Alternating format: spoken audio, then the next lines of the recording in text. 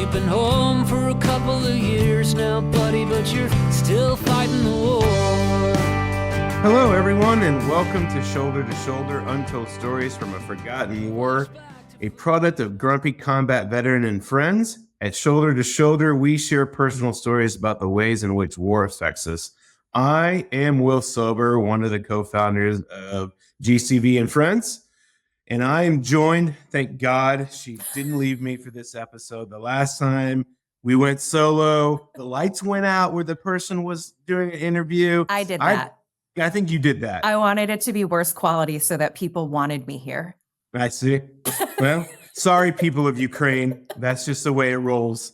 But Kate, I am super excited about our guest today. Me too. So let's just go ahead and jump in. Christopher Izant served as an infantry officer in the United States Marine Corps from 2010 to 2014 and deployed to Helmand Province as an advisor to the Afghan Border Police. That's fun.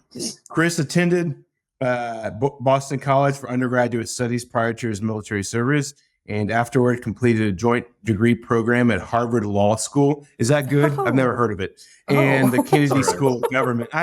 I heard it's like a junior college, but hey, man, you want to put it on your bio? I could see the look on my face of being like, oh, okay, so I'm the inferior one here. Right. I'm the legal hack.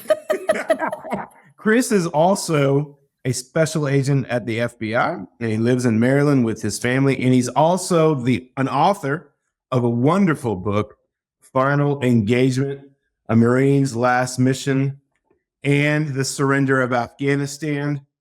As you can see, I have read it, and I have taken notes, and it is wonderful. Everybody, stop what you're doing right now. Go to the Amazon or click the link in the show notes and go buy it. It's an excellent book, and we're going to get into it. Chris, how's it going, bro? Welcome to Shoulder to Shoulder. It's going well. Thank you. I'm really happy to be on the show with you guys, and I've listened to a few episodes and really great conversations. Thank you so much for welcoming me here, and for already highlighting and promoting that book. It's the story, I think, and the story of the Marines that I served with and the Afghans we fought alongside, and even my interpreter. Those stories are important to me, and the decision to publish is I want to get them out there. So to the extent that you guys are providing a platform for that, as you have for other veterans and Afghans, for years now, I appreciate being included in that. You're welcome. We're happy to have you. So as I asked for all of my veterans or those who are serving, what made you serve? What made you join up in the middle of a war? I think that decision goes back to a common point in time, almost exactly 23 years ago, on 9/11. I was 13 years old, watching the towers fall on television. We got sent home from school early, and I'm part of that generation. We were children at the time, whether not even having memories yet. Some people that signed up because of that, or people about to graduate high school that were changing their plans on the spot. I was right in the middle of that, and that kind of planted a seed for me that my family really discouraged for a lot of reasons. My father had lost an uncle in World War II, and that really created a lot of trauma in his family. My mom had joined the Navy to pay for medical school, and they tried to send her to Gitmo while she was pregnant with my older brother, and then told her once the baby was born, she had 2 weeks and then had to send the baby back stateside to live with relatives, and she had to stay in Guantanamo Bay. So she paid back the Navy. Yeah, she paid back the Navy and got out. But that was my parents' state of mind, where I was like, I'm thinking about the military. They were like, no, you're not. You're going to college. So it wasn't until really until I went to college, and I was a freshman and kind of living, 300 miles from home, feeling a little more independent. So I said, you know what, I really want to do this. I know there are a lot of different ways to serve, but to the extent that I'm able-bodied and I can do this, then I don't want to look back on my life and wish that I had. I was so curious about the people who, when they respond to the question that Will asked about, like, why did you decide to serve? And they say 9/11. And I was young. I was, I think, 15, right? So like, I remember being at school and they sent us home and everything. And I'm so curious, like, I understand why that compelled people to serve, but did your expectations of like what that service would look like line up with the realities of it? Because you were young, it's hard to understand what you're actually going into. Yeah, I mean, that's how they get us. Yeah. That's fair. But yeah, I mean, it's so romanticized in a lot of popular culture and movies. Yeah. And I mean, still. And I remember reading somewhere about how the classic Vietnam War movies were actually propaganda to get people to join. As horrific as they were, people were like, wow, I want to be like that one guy who actually isn't a total screw up, who didn't do the war crimes. Like that's something I want to be a part of. So it is kind of like a necessary naivety that you have to have when you're young and not know fully what you're signing up for. And conceptually, you know, it's going to be some kind of sacrifice. But I think, you know, the biggest shock to me was like, you don't know what actually you're going to be sacrificing. You don't know, you're signing up to bear some cross, but like, you don't know what that cross is going to be. So you might think it's one thing, and, you know, the military and circumstances will decide for you what that looks like. So, you know, I've been asked, you know, knowing now what you know now about your service and about the wars, like, would you still make that same decision? And I feel like, well, yeah, I was 13 when I decided I wanted to, and then I was 18 when I signed the papers. Like, even if I knew like this is what your sacrifice is going to be, this is what you're going to be a part of, I still would. It's, you know, it's formative for every veteran, I think, and I feel really lucky with what the military did for me and where I've ended up. So personally, like, I know 18-year-old me was not going to take no for an answer. Like, this is what I'm doing. You can tell me it's going to be hard and bad and all these other things. And I'm like, yep. And I'm signing up. Yeah. And I would say that, you know, for Chris, he not only volunteered, signed up in war, he also, I mean, he joined the Marines, and then he became an infantry officer. For those of our listeners who aren't as familiar with the Marine Corps, I mean, look, if you're an officer in the Marines, everybody wants to be an infantry officer. That is considered the premier thing to be in the United States Marine Corps. Everyone's a rifleman. I've had the honor of serving alongside quite a few Marines. And you know what nobody ever says? I've never heard this once said in combat. Why are there so many Marines here? We don't need this. So, you know, you never are with Marines in combat and are like, I don't want these guys. So, you know, why the infantry? Why that? Why would somebody join? Why would you join the military and then volunteer again, in my opinion, to be in a MOS that all but guarantees, you never know, but in a time of war combat? So MOS is a military occupational specialty. Boom. There you go. And Chris, in your answer, could you explain just a little bit about what it means to have that MOS so that people understand like just how important that role really is? Yeah. Yeah. So for officers, you don't really get to pick what your MOS is going to be. You get to rank all of them. And then there's some permutation that's done at the basic officer course that will sort you into your MOS. So for me, I ranked infantry was my number 2, I think. I had human intelligence as number 1, and there are only like 1 or 2 people that got that out of my class of 300.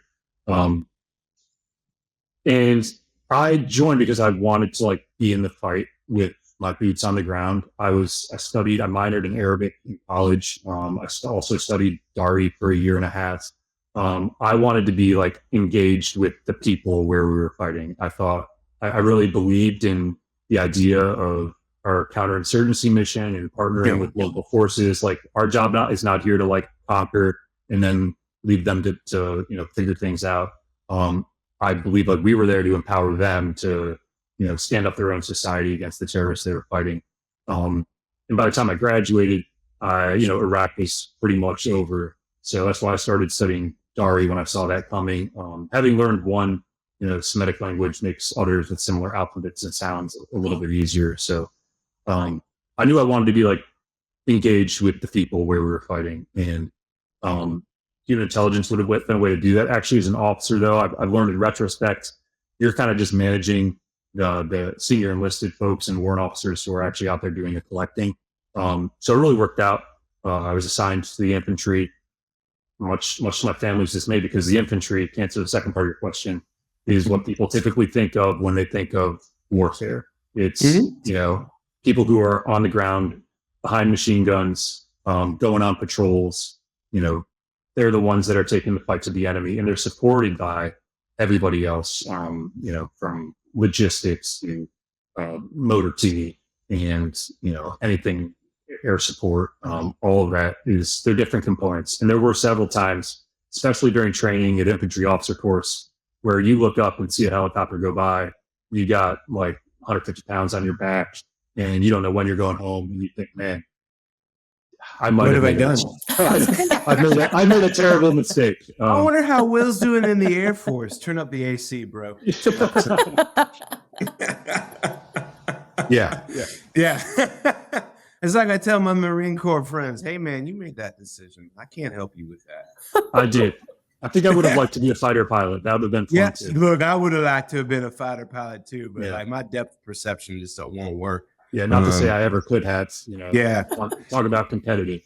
Yes, for sure. You would have had to learn how to talk with your hands all the time, too, so that might have been difficult for you. I'm only a quarter Italian, so that's not even a majority of how I talk. Well, I mean, so let's talk a little bit about your book, Final Engagement.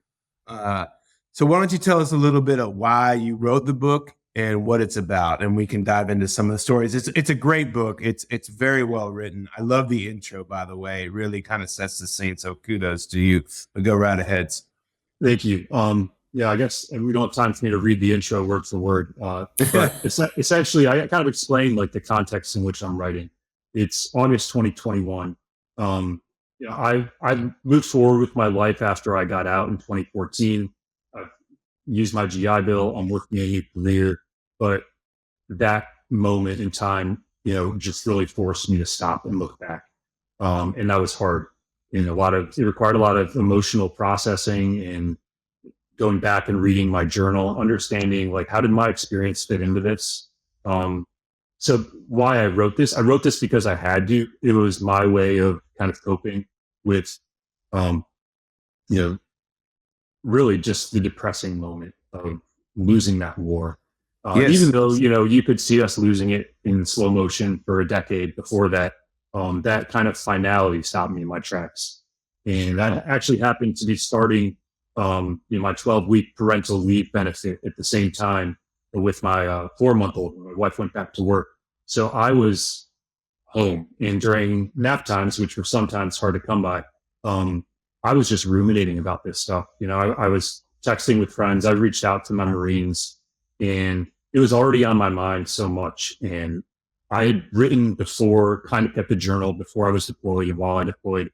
That found it really helpful for me to figure out what's going on inside by putting it on a page. So I started doing that again. And it was almost like a self-research project using my journal, looking at Helmer cam footage, pulling up mission logs and everything else I had from back then. And I decided just to put this into a narrative. And that was really kind of cathartic for me itself, just figuring out, putting words to how I'm feeling, contextualizing them with my experience and the war more broadly. And then I sent it around to the guys on my team and said, hey, can you add to this? Can you check me on this information? Let me know what you think. And it was kind of hard for some of them to go through that because it's a hard memory to revisit. My experience with them, it wasn't the most challenging deployment as far as, the scale of things that it could have been. But I finally got their feedback and they were really encouraging. I think my doc was the first one to be like, hey, sir, you should publish this. Mm-hmm. And that was the second part of the decision. Why would I publish this now?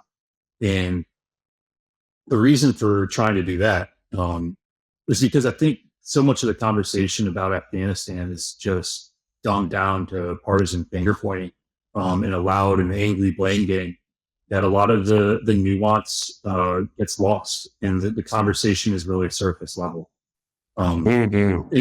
I was there. So to talk about my experience, I led a small team of Marines that was embedded with the Afghan Border Police down in southern Helmand province from 2012 to 2013.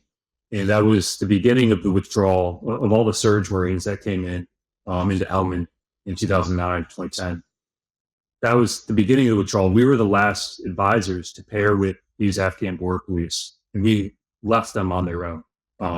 So my experience was looking at the helmet camera footage, for example, of like, this was our last firefight with these Afghans. And after this, they were on their own. Like we demolished a combat outpost.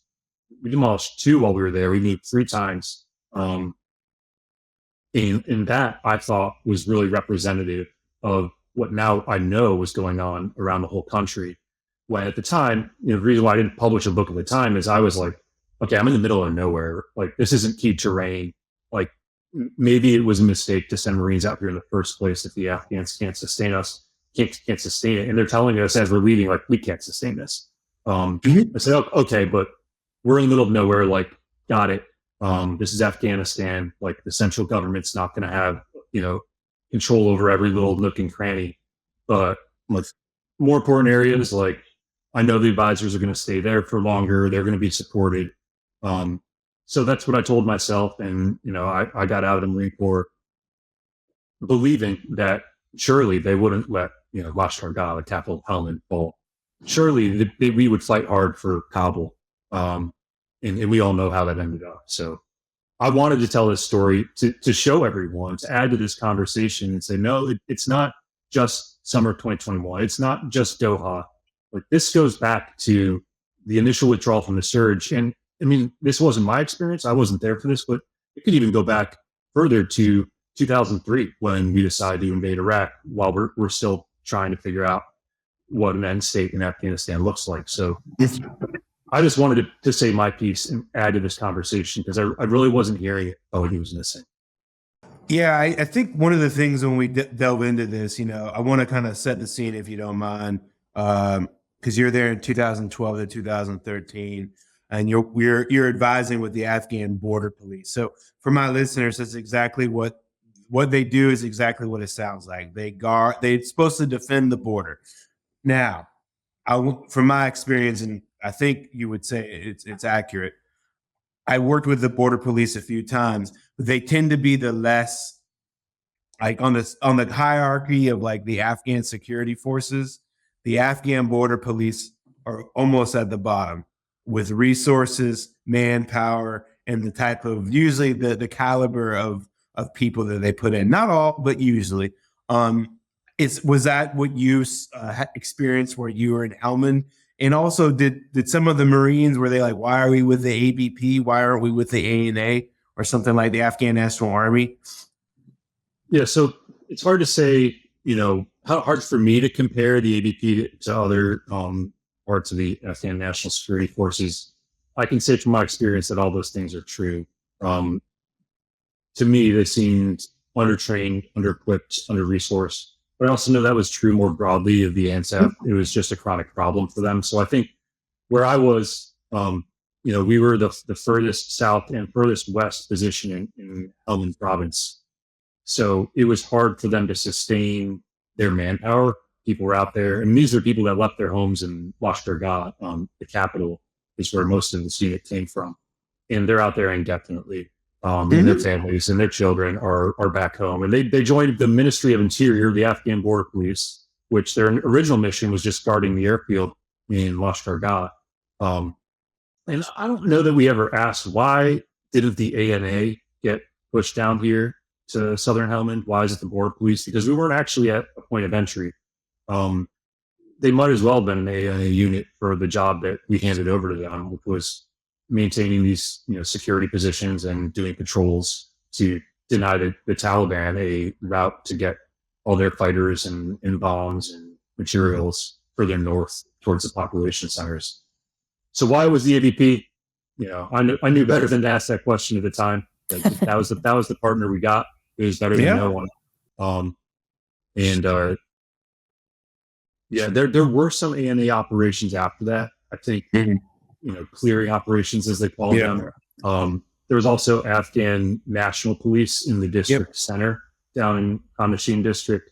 So there was kind of a patchwork of different ANSAP forces. But the AVP, they were under the Ministry of Interior. So that might explain some of the differences between, the training and equipment they got versus the Ministry of Defense, where the Army was.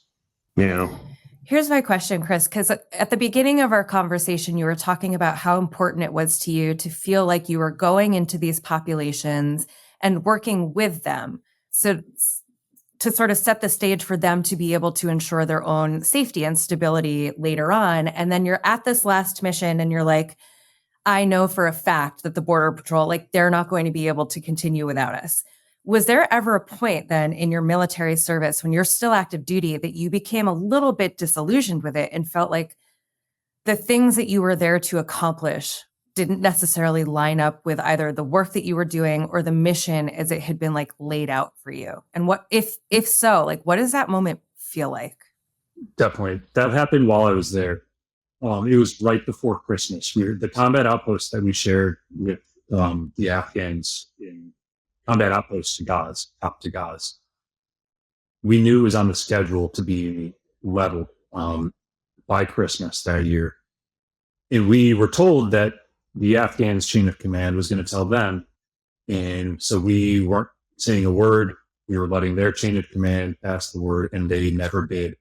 So the day before we left, we went over and told them, like, hey, so we're heading to a different combat outpost it's only 30 kilometers away or so, but it was a 4-hour drive through the desert. Like, we're going to be committing to the fight from now on. Like, the surveillance balloon that's been floating above the outpost, that's helping us watch all around and track people and discourage and deter, IED emplacements and any Taliban attacks. That's coming down. We're taking it with us.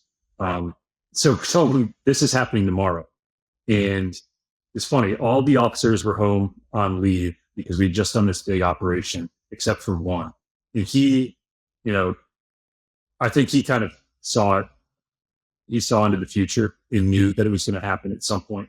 He said, okay, I give it 2 months. I think you guys leave. I think 2 months later, we'll be right behind you, because without that balloon, without you guys here, the Taliban, we know they've been doing little harassing fire. We know they're going to be coming in strength.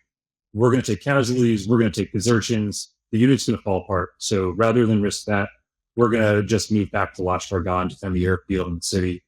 And that was the moment for me. And I was like, and why are we here? Like, why did we come all the way out here? And like, not on my deployment, the Marines had been killed in Tagaz. The initial operation during the surge to set up there. So we were going to do all this. And even though, like, we can see they're not ready, they're telling us they're not ready, we're still going to stick by the calendar because that's what we're being told. That's the strategy. That was the moment for me when I was like, oh, wow, okay, this isn't really going to matter. And I'd been kind of warned earlier in the deployment. The guy I replaced, he had told me, like, listen, man, the writing's on the wall. Don't stick your neck out here. And that, at the time, I was like, whatever, man. Like, I believe in this fight. I've been training for this. Like, here I am, finally get to do it. Like, I'm not going to be reckless, of course. I take my responsibility, especially my Marines under me, very seriously. But I was like, you seem kind of jaded and that seems just kind of weak. Like, he was not infantry, and the term for that is pogue, a person other than run. And so I was just like, that's just a pogue attitude. Like, I'm here to win. But like, it wasn't long before I was like, oh, wow. Okay. So that guy, he definitely had him dead to rights. He saw the writing on the wall. And I think if I had been looking a little, deeper without that, naivety that I think is almost necessary for a lot of junior officers, I might have seen that sooner too. But that was the moment when they were like, yep, we're right behind you. I was like, okay, got it. Yeah. You write eloquently about your encounter with the lieutenant that you're replacing. And for those who are going to buy the book, and you should, page 19, you kind of talk about this whole interaction. I underlined it because you sitting down with this lieutenant and you say that like your first duty was to hold up my cell phone on FaceTime with a double amputee who called in from Walter Reed to virtually attend the battalion's memorial ceremony on a cold, drizzly November day. And quote, this is what I really thought was really moving. The deafening silence between the names of the fallen, barked 3 times in the ritual roll call, pressed the weight of my new responsibilities as a leader of these men deep into my bones. For our listeners, when you are a Marine infantry officer, you literally, those men's lives, and at that point, mostly men, all men serving underneath you, there are underneath your responsibility. And that is a heavy, heavy weight for anybody to bear. Me, I was just a human intelligence officer, so my responsibilities weren't as big like that. But can you explain to our listeners what that responsibility is like and what that means for somebody who's responsible for those Marines? Like, what does that mean for you? And what does that mean on a day-to-day basis? So this is rewinding it back a little bit when I first got out of training to join 1st Battalion 5th Marine Regiment 15, and they had just come out of Sangin District, which was still, I think, is where the most number of coalition deaths occurred out of any district in the country, in Sangin District of Helmand Province. Right next to it. Yeah, it was just a minefield. So all these men had just come home, and I'm this brand new lieutenant, as the expression goes. Don't ask me where that comes from, but shiny butter bars on the collar, and I'm in charge of this group of men who had just lost friends. Just really a grueling deployment. They replaced 3-Pied, which I think had one of the historically most violent deployments out of any Marine infantry battalion in Afghanistan. Don't quote me on that, as I say in a recorded podcast. But this was saying in the Marine Corps is probably going to be an exhibit at the Marine Corps Museum one day down in Quantico, because it was this historic battle. And these men just came home from it, having lost friends, and now I'm in charge of them. Like, I'm in charge of their welfare. I'm in charge of their readiness for their next deployment. In all of our training as officers, you're preparing just to lead Marines. You have 2 jobs. First job is get the mission done. Second job is take care of your Marines. And I think Afghanistan was a place where those 2 missions were in direct conflict. And I remember one of the lieutenants who had been in Sangin with the battalion was relieved on duty at one point because he wasn't being aggressive enough. And he had taken a mass casualty in his platoon. And, the rumor had it, that got to us, the new lieutenants who checked in, that he refused to send his Marines to patrol on a certain area. And that's why he was relieved of duty. And at the time, we're all looking at this guy, same attitude I had towards Tim, the advisor I replaced. Like, okay, man, like, you just didn't have what it takes, like, to have that strength of character to do your job under tough circumstances. That's the culture that the Marine Corps infantry, imbues in its officers for good reason. But, after my deployment especially I've been thinking about that guy for the past 3 years. Like, that was courage to see what was happening and say, I've got this mission to work on, but I've got these Marines, and which battle can I win? I respect them a lot more in retrospect. But that responsibility is constantly at odds with your mission. And if you don't believe in your mission, if you get to a point where you think it's not worth it, then you're not effective as an officer. In big Marine Corps' eyes, but in your men's eyes, I think it's a little bit more nuanced. They want you to be that leader who's hard charging and is going to get the job done. They ought to believe they're fighting for something as important as you do. But they also want you to not be reckless with their lives. Like, they're going to follow your orders no matter what. And so it's a hard job to make those decisions sometimes. And I mean, really, it's an impossible position when you look back in Afghanistan. how to balance those two competing priorities. I think that one of the things that we've seen, especially since the withdrawal, is a lot of senior officials who are coming out and saying, like, terrorism in Afghanistan has not gotten worse since we left. And I think the media sort of tries to supplement that by portraying the Taliban as this group of people who are uncivilized, which, yes, but also uneducated and untrained and unprepared. And I don't necessarily know that I agree with that. So for people who have never dealt with the Taliban on a battlefield, right? Like I deal with them on my phone. What is that? Like it's different. What is that enemy really like? And like, great question. Should we be more worried about it? If you can touch on that, I'm not sure if you can. Yeah. So I can speak to my experience with them. And I think it's an experience we had more broadly with them back when I was on active duty. And in the surge, we announced, in 18 months, we're going to start withdrawing and everyone's going to come home. And the Taliban are not stupid people. I don't like calling them smart. I like the word punning is a little bit better. They're strategic. They're patience. I have a lot of respect for them. As you need to for any enemy you're trying to battle. But they were smart. They weren't going to be trying to commit all of their forces while we were committing all of ours. They had a de facto safe haven across the border. And, they still there were a lot of them that said, oh, Marines are in Helmand, or, the Army's all over Kandahar. That's really just over the border, right through the mountains. Let's go have some fun fighting them.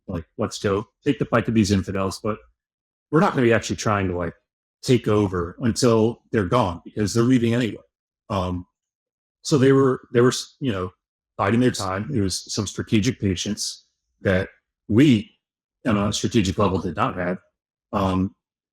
So that, I think, was what contributed to their success, where ultimately, is Afghanistan now more dangerous? I can definitely direct any listeners to the comments of Director Chris Wray and what he's described about his concern for the homeland and threats that could come out of Afghanistan. The Taliban remain their allegiance to Al Qaeda, the bayah that they pledged. The Al Qaeda pledged to Mullah Omar decades ago that Osama bin Laden did. That still holds. And unlike the United States government, the Taliban and Al Qaeda, that alliance, that means something to them. And so they're not going to break it for anybody. They have they're intertwined through marriages and through other types of fighting. So, the Taliban wouldn't have been nearly as successful without Al Qaeda as shock troops to defeat the Northern Alliance. Just never forget that, they killed Ahmad Shah Massoud. This is today, the 9th of September. 23 years ago today, Al Qaeda killed Massoud before they hit 9/11. And at no point in time did the Taliban tell them to stop. And this is my opinion, that the Taliban remains a threat to the homeland because they continue to provide safe haven to terrorist organizations. And Will Selber does not believe that they are an effective counterterrorism force. But let's talk a little bit about, just and to underline a couple of things for our listeners. Chris is talking about the Afghan Border Police and the Taliban right across, that safe haven. So they were in Baluchistan in Pakistan. That's where a lot of the Talibs were. And so that is when he's talking about, the Afghan Border Police saying we can't hold here, is because I'm assuming, Chris, feel free to tell me if I'm wrong, is that the logistical feat of providing resupplies to the Afghan Border Police so far away from Lashkar-Gah was very hard. And I say that as somebody who was right next door to you in Gorak, Kandahar during your time there, next to Sangin, and we had a hard time getting our resupplies. So I would imagine that was something that you were constantly battling, trying to, support these guys that had such a long logistical trail. Is that accurate? Definitely. And I think it's one of those amateurs talk tactics, professionals talk logistics. Like, how do you hold this territory where we were? And it wasn't that we were at some tactical disadvantage, or we were afraid that thousands of Taliban were going to come across the Helmand River and storm the positions. The reason why they couldn't hold there was because the quality of life was so low. They couldn't get supplies. They were in like a 2-month-long battle with their higher headquarters just to get someone to come drain their sewage tank. They had a couple old fuel tanks that they were using to get water from the river and bring back to get water.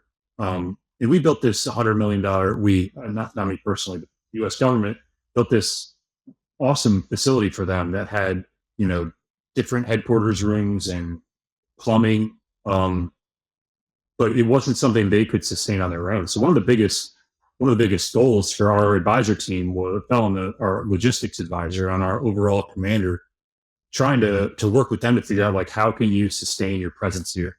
And it was such a tall order. Lashkar-Gah was several hours through the desert, just to get back and forth.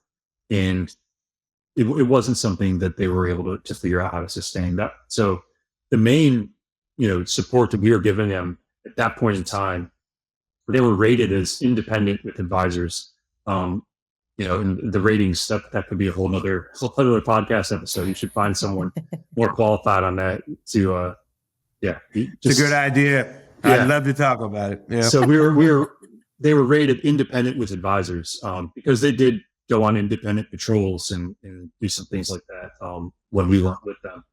But it was really, really deceptive label, because they were so dependent on us and the coalition for those logistics, for higher level casualty care and CASEVAC, for like all those supporting things behind the curtains. Like, you talk about the infantry versus non-infantry.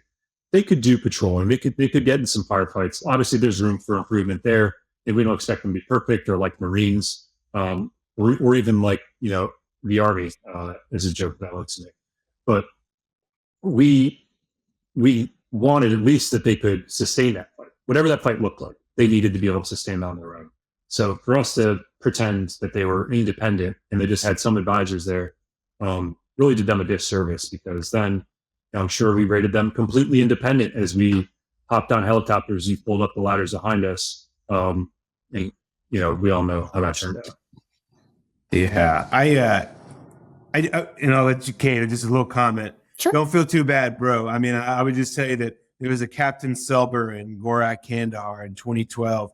And I was told that I had to rate the district government there, as I was an advisor, as green, as independent, simply because I had had conversations with them about how to be independent and be autonomous without us. Just the conversations was enough. Oh, good. You're ready now. Yeah, they're like, you had the conversation? I'm like, yes, we did.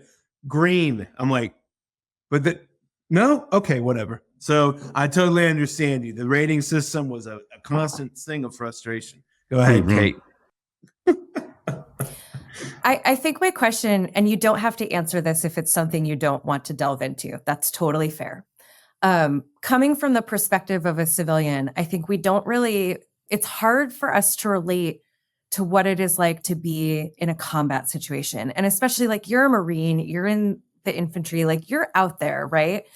What is it like to have to manage living in a place and so often being exposed to life or death situations? Like, what does that stress feel like? And how did that sort of change you as a person? Like, do you still see signs of how that affected you even now? Yeah, definitely. I can answer that. Okay. So there's one more physical answer to that, so we're prepared.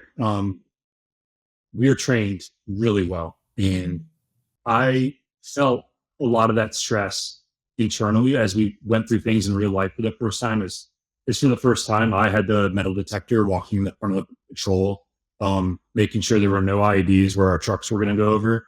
I also had thoughts about, why don't we just drive over them in the trucks, and then the truck can get blown up instead of me at my feet here. But we only had limited equipment. It was easier to get a new Marine, I think. But that was stressful. And for me, like for pretty much every Marine, probably for everyone in the military at some point, you're trained to just bury that.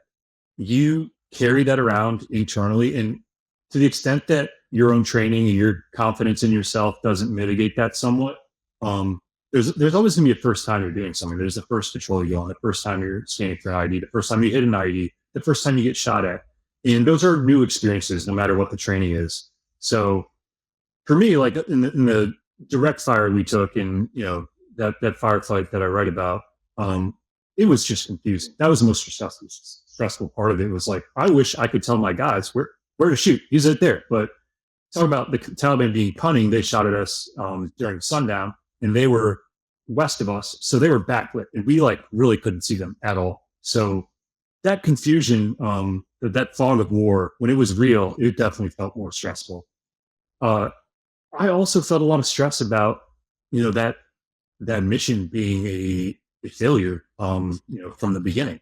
And once that became apparent to me, I felt really depressed and stressed about like, why are we here? Why are we continuing to expose ourselves to these risks? I mean, it was also in the year of green on blues when, Oh, yes. there were all kinds of intel reporting and like, they're planning a green on blue attack on this holiday. So, we'd already been instituting a policy of like guardian angels, one Marine at all times. Your only job was to like kill any Afghans that start getting jazzy.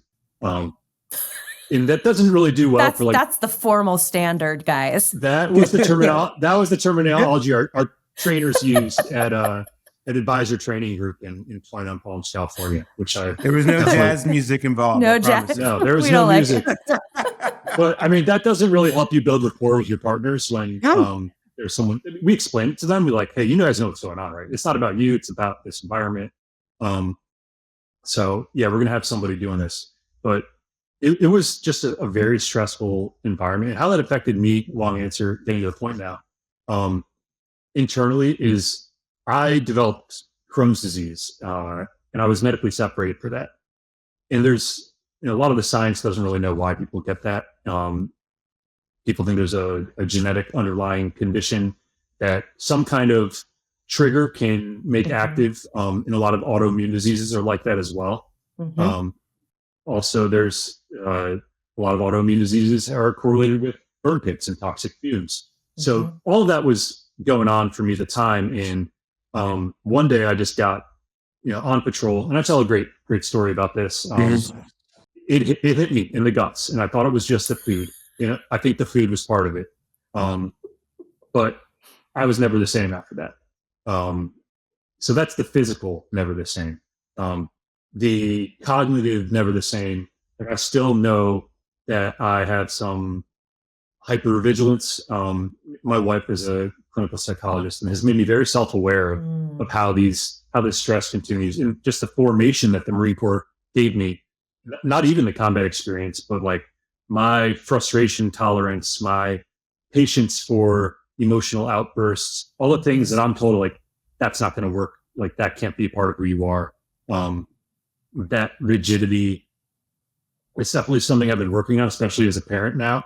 That has definitely been, like a spotlight on those areas where how I respond to stress as a Marine is the most stressful thing in my life now outside of work is like raising children and, having them in daycare and bringing home viruses and trying to figure out who's going to take off work. And like, it's, when you're sick and the kids are sick, like that kind of stress too it's different, but I can't respond with the same kind of tools. So, I've definitely become more aware of that. And I think it serves me, like what I learned from the military, from the Marine Corps, serves me professionally and oftentimes personally, but it's not the appropriate reaction all the time. And I think that's an adjustment that a lot of military veterans have to go through and appreciate and work on, to be responding to different stressors more appropriately. Yes. It takes a long time to unlearn to survive in war. And when you come back home to a society that, while maybe superficially supportive of the troops, doesn't really understand their day-to-day lives, especially, a Marine infantry platoon, training the Afghan Border Police. So it's a difficult process. I don't care where you served in Afghanistan, coming home and trying to, ameliorate yourself with American society. Just a couple of things before we kind of move on a little bit. I just want to underscore when we talk about green on blue. So for my listeners, green on blue is when the Taliban had infiltrated the Afghan security forces and were conducting basically assassinations or killing American soldiers. Primarily, that was aimed at advisors. And most of it, there was a couple of just bad beefs. The overwhelming majority was Taliban infiltrators. And in my opinion, Will Silber's, it was one of their most effective strategies, because by putting these guys and by infiltrating, their intelligence services were great, but infiltrating Talibs into the ANSF and killing Americans and Westerners, it created a huge media storm. And we had to have guardian angels. And I don't care, you have a guardian angel, which is another person there with you who is watching everybody else in the room to try to see if anybody's about to pull out a gun and to kill you. I used to have them in some of my engagements. But when you bring somebody like that in, I don't care how great you are, it's going to make the conversation weird, because everybody knows that there's somebody here with you that will kill everybody in that room. I mean, that doesn't make for the best relationship, even though it's necessary at times. I'm just right. Am I wrong? It's just hard to do. It's like, don't worry about Steve. He's got the M4. He's going to kill you if you step out of line. But don't worry. Fine. He's a cool. Partner, He's shoulder chill. by shoulder, right? It's just a hard thing, right? Yeah, it was an effective tactic. In August of 2012, right before I deployed, there were one of my corporals, his roommate was killed in the green envelope. And his parents came to his apartment. This is right before we deployed and helped him clean it out. I mean, they called off the advising mission, Special Operations Forces advising mission with the ALP, the Afghan Local Police, ALP, which were like the militias. Like that was put on hold. They were like, okay, we need to look at this before we can continue this relationship. And we were worried at the time, like we were 4 months into a workup. Like, are we still going to go? Is the green on blue going to basically cancel our mission? It was that bad in 2012. And I think it started getting better in 2013. That might have been because we were pulling back and there were less targets. So yeah, that was a pretty tough year. And it really affected not just men like Christopher who were at the forefront of the war. Even in 2014, when I had returned as an advisor to the ministers, it was still a threat. So I still had to bring, going to the ministries, meeting with like senior ministers, I would have a guardian angel behind me. And so it had reverberations. But moving a little bit along from green on blues, the book is "And the Surrender of Afghanistan," right? So it's about your last mission, right? Your time as an ABP, but it's also about the surrender of Afghanistan. And, we're about over 3 years from the fall now. And so I'd like to kind of focus in on that last part here. So what could you explain to our listeners what you mean by the surrender of Afghanistan? So I've learned a lot in the publishing industry about coming up with cover art and book titles.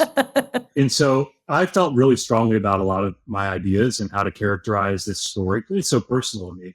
And this was a term that my editor, who's awesome, his father was a Vietnam veteran. He said, like, I'm looking at like your preface, actually, like my introduction for the book. And he's like, I think surrender is the perfect word to describe like what you're trying to describe. And so I agreed with him because I thought it was so volitional. It wasn't that we were defeated outright in a good faith battle of the wills. It was a choice. It was a choice that we started making from, like I said, you can always go back further probably. But I think it was in 2009 with the design of this surge, after, we committed forces to Iraq, we were getting out of Iraq after the Iraq surge. And McChrystal designed this surge strategy, after studying Afghanistan for 6 months and brought it to Obama and said, like, this, here are two options. I think we can do one with like 90,000 troops, and then there's this, more moderate option. And maybe that might have been a good negotiation tactic of like, you can pick the thing that I think is awesome and maybe more than necessary, or you can pick this thing, don't worry about it, low impact, just 30,000 troops. And so that was the choice. But the choice that I think where the surrender was built into the policy wasn't saying we're going to impose an 18-month timeline. And the Obama administration went to, I think Petraeus was CENTCOM commander at the time. He was. And went back to McChrystal and said, can you do this in 18 months? Because that's all we really think the American public's going to stomach. We're tired of wars after Iraq, and I think I could sell 18 months. And that's where my respect for those leaders really, really dropped, because they said, yep, we can do it in 18 months. Like, let's commit all these forces in 18 months. And that's where the timeline came from. Everything was built off, basically everything in the planning when I was there was built off that 18-month timeline. So after 18 months, 2011, Osama bin Laden was killed that May. In July, Obama says our surge strategy is working. We're going to start withdrawing. And the next year is when I got there. And I thought, okay, maybe the surge strategy did work. Awesome, brilliant work. And then I got there and I was like, so the part of the policy, the part of the strategy where you say, like, we're going to base our decisions based off the situation on the ground. This 18-month timeline is a goal. We'll obviously pay attention to what's going on before we make decisions. All of that was just cheap talk, because no matter how bad it was, I never saw, the Excel spreadsheets rating units as green or gold or red. I don't know exactly. Even my own unit, our overall team was run by a captain who he submitted those reports. So I don't even know what he submitted, but he wasn't, a deceptive person. So I don't think there was anything going on shady with him. But at some point, either the information wasn't being accurately presented to decision makers, or it was being effectively discounted. And I think the Special Inspector General for Afghan Reconstruction, SIGAR, has done a lot of research and investigation to show you that it was actually both. It was a lot of his stuff. Commanders in the field didn't want to say, no, you know what? We can't do that. And that just goes back to the beginning of the policy when, McChrystal and Petraeus were asked, can you do this? Can you transform the society in 18 months? Will the Afghans be ready to stand on their own after that? I think any student of history would have easily been able to give an honest answer, and neither of them did. Yeah, I totally agree with you. And for our listeners, the Obama surge, named after Bush's surge, when he announced that, he also simultaneously announced when we were leaving. You don't need to be, Napoleon to realize that if you tell somebody when you're leaving, they're just gonna, wait for you to leave. And the irony, of course, is that he didn't leave, is that he stuck with troops there, and we stayed there even longer. And so, I mean, why do that, right? It was for political considerations. And we can talk about the surge another time and all the mistakes we made. But I think that, Chris, you're absolutely right when we talk about the surrender. It started, with Obama's surge, and it started with even the beginnings of the Doha Agreement, where we started to get in front of our Afghan allies on what they were comfortable with, talking with the Taliban, creating a political office in Doha with Qatar, all of these type of things that were undercutting the Afghans, and they had their problems too, really hurt us. And I think it's all part of the surrender of Afghanistan. And if I may be so bold, I would say also that there were thousands of other surrenders across the entire 20-year history of the war, right? I was a part of it. We would go into a valley, go in there, clear it out, say some things, say we're going to do some projects. And then the next rotation would come in, and then they would have different priorities, and then they'd pull out. And all the people that aligned with us and fought alongside us, they were the ones that bore the brunt of that surrender in that valley and that betrayal. So there's thousands of them that made up the bigger one. But I just think it's a very good point that you make in your book, and I appreciate it. Kate, go ahead. You had your question. Yeah, I just wanted to look ahead a little bit. Yeah. And so we've touched upon what August 2021 was like, and that you're a parent, you have a baby at home who I think you said was 4 months, and then you're watching on the news what's happening with the withdrawal, and you're thinking like, it's time for me to have to rectify the nature of my military service with what I'm seeing on the screen. So can you talk to people a little bit about like, what is that disparity like, where you're looking down in one hand and you have, your baby and you have a career and a family, and then you're looking on the other hand at all of your videos from like your missions, and you're seeing what's unfolding. Like, how did that feel for you? Yeah, felt crappy. I was really conflicted, and as I'm someone with so many blessings, and I use the GI Bill to start out in a new career, and I have all these opportunities, and I'm holding this like perfect blessing in my arms, and they see the utter devastation. I turned off the TV. I actually just rewatched. Didn't rewatch. I watched for the first time the documentary, "The Escape from Kabul" on HBO, and it was footage I had never seen some of it before. And they're just clips in news articles and stuff. I had to stop watching TV at the time, and so recently watching this, a lot of it was new to me. Not the information, but at least the imagery, because I had to turn it off. And it was always paired with some talking head, trying to use this as a backboard to make a political point. I couldn't tolerate that, because I knew it wasn't just about partisan politics. So yeah, I was in this place where I couldn't be as present a parent as I wanted to be because of what was going on in my head. And so that's why I say I wrote this book because I had to. I already wasn't being present enough. And I knew it would still be cycling in my head if I didn't do the work to sort it all out and put it all on paper. But I was basically time traveling, and that's a phrase my wife has used for me whenever I'm working on something and I'm really involved, and I'll forget to have lunch or eat or do something. I'm just in the zone. But I had the baby monitor here. I was at this desk, and the baby monitor here when she was napping, and I'd just be working, and then I was back in time until she made a sound. And then at night again, same thing.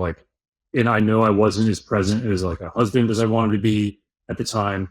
When the baby was awake, I was traveling back to the present and being as involved as I can. But it was only even put her in the stroller and walk around the neighborhood, my mind's still going back to that place. Of course. So yeah, it was challenging. And I knew I wouldn't escape that until I was able to sort through it all for myself and harness what I was feeling with words. And that was really what motivated me to write. And for someone that, again, on a recorded podcast, I'm not really someone that likes to talk as much. I know a lot of veterans do prefer to talk rather than write, but because I had some writing abilities from college and grad school, I really found that was the most effective way for me to sort through it all, and be thoughtful and deliberate and doing research too into myself and my experiences and what else was going on at the time. It was a wild time, but after that period of 3 months, I got the first draft done. I sent it to the guys on my team. I felt like I was able to be more present. I was done with this, and it was still a lot of work to edit and figure out how to publish. But I was able to participate in conversations without my mind wandering, or go for a walk in the stroller and just make noises at the baby back and forth instead of thinking about my experience or what was happening in Kabul. So it was necessary, but it was hard. But it got me to a place where I wasn't feeling as conflicted anymore. I can see it clearly now. I don't have clear answers, but I at least understand how I'm feeling about it, and there are different ways on different days. But it was really helpful. Well, good. Well, hey, man, I just wanted to first, I want to thank you for coming on the show. It's been a great conversation. I found your insights to be so helpful, especially as a Yes. civilian. I think that Yes. you bridged a gap for people that's been really necessary. Well, I hope And so. I would encourage all of our listeners to go buy this book. Yes. Do yourself a solid. Go buy it. If you want to understand the Afghan war, this is an essential book in understanding it from Yes. a perspective of a man who had a lot of responsibilities and is going to give you something about the Afghan war that you might not understand, which is the Afghan Border Police, the importance of the border, the importance of the advising mission, which is sometimes not as highlighted because everybody just wants to talk to the guy that killed bin Laden instead of the guys that advise the Afghans. But it's a wonderful book. And we really appreciate you jumping on and talking about it with us. And we'd like to, turn it over for the last, word on anything else you'd like to talk about. Well, thank you for having me on. I guess the last thing, I would be remiss if I didn't mention this.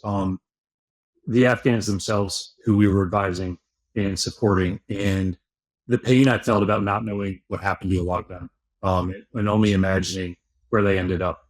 So my interpreter, thankfully, I actually a few weeks ago just visited with him where he's located and held his daughter in my arms, who's like the same age as my older daughter. And that was an amazing experience. But Yes. what those Afghans sacrificed, believing that we would be a reliable partner, only to have us pull the rug out, I think is the real tragedy in this story. So there's the tragedy of the coalition deaths and the losses and the suffering that we all still live with. But part of what I also wanted to honor was the Afghan partners that we had there, including our interpreters, because they were a vital part in our mission. I think they were the ones that ended up paying the highest cost. 100% can agree Yeah. with you, my friend. Yep. 70,000 Afghan security force members were killed in the 20 years of war. More Afghans were killed in the last year, Afghan security forces, than all American and coalition force casualties, KIAs combined. As me and Kate are always, when we talk with media, we always tell them one thing: the Afghans are the real victims of this war.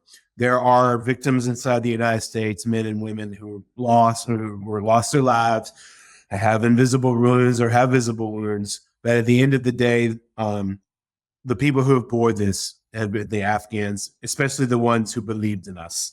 And we might not have believed, some of Americans might not have believed in the mission in Afghanistan, but a lot of Afghans did. And the tragedy of the America's war in Afghanistan is multifold. And to understand it, pick up this book and read it to understand Afghanistan and to understand the tragedies that unfolded, especially for our Afghan allies. Kate, do you have anything else in closing that you'd like to? No, that was perfect for once. Perfect. Well, perfect for once. Heck yeah, that's kind of a compliment. I'll take Yeah, it. it is. Well, thank you so much, Chris, for coming on. And thanks for joining us and offering our guests a place to heal loudly.